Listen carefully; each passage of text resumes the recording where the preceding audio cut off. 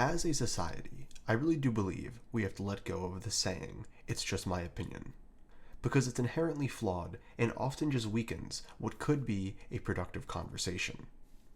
As someone whose favorite pastime is getting his opinions out there about different forms of media, nothing annoys me more than when I hear someone preface a video or end a video with, "well, it's just my opinion." This statement is basically word armor. It's something people say before or after a take in order to protect themselves from any sort of scrutiny. But what's even worse is a sort of statement makes it so that basically no one can ever be wrong. In saying, "it's just my opinion," you're arguing that what you're discussing is wholly subjective, that there is no objectivity to be found, and that everything is simply a matter of perspective.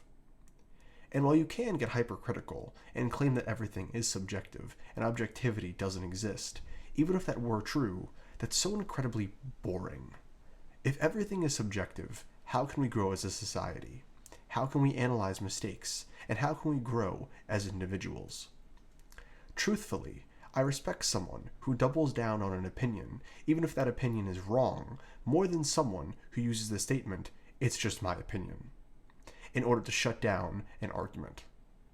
Now let's use an example to demonstrate my point. Let's say you have a friend named Jake.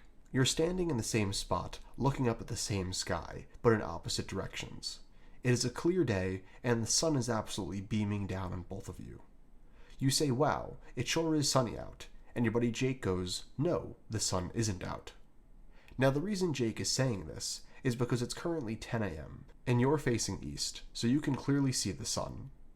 But Jake, facing west, just sees the sky. In this moment, even though being able to physically see the sun is a matter of perspective, you are the one who is correct in saying that the sun is out because, well, the sun is out. And just because Jake's perspective and opinion on the matter says differently doesn't change the fact that the sun is indeed out and he is wrong.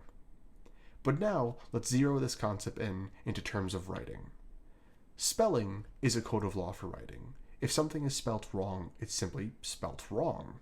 But why is that if some people hear and pronounce words differently than others, why must the spelling stay the same? And the answer is simple. Because if there was no law or code detailing how to spell and pronounce certain words or letters, communication would be unbelievably hard, if not impossible, altogether. Which is why, when someone spells something wrong, they don't go, "well, this is my opinion on how it sounds and how to spell it." No, they correct themselves in order to progress themselves as an individual. So with that being said, I would like to apply this to analyzing media. I often try and attempt to view the media I consume through an objective lens. I look for logical reasoning and cohesion in a story. I look for general consistency and continuity. And I try my very best to pick apart what makes a story well written and what makes a story poorly written. Do I always succeed? No. Do I make mistakes? Quite often. Do I sometimes try and die on hills that I view to be objectively right at the time, only to later find out through someone with a better understanding than me that I was actually wrong the whole time and need to reevaluate my arguments? All the time. But this desire to view things from a more objective lens, while still recognizing that subjectivity does play a role, is what has helped me progress my mind and grow as a writer and as a person. Generally speaking, if you hide all of your statements behind, "it's just my opinion," you are fooling yourself into rejecting any sort of constructive criticism, and thus making it impossible for you to take anything out of the conversation and actually grow. Stop saying this and stand on your own 2 feet. I promise you will be all the better for it.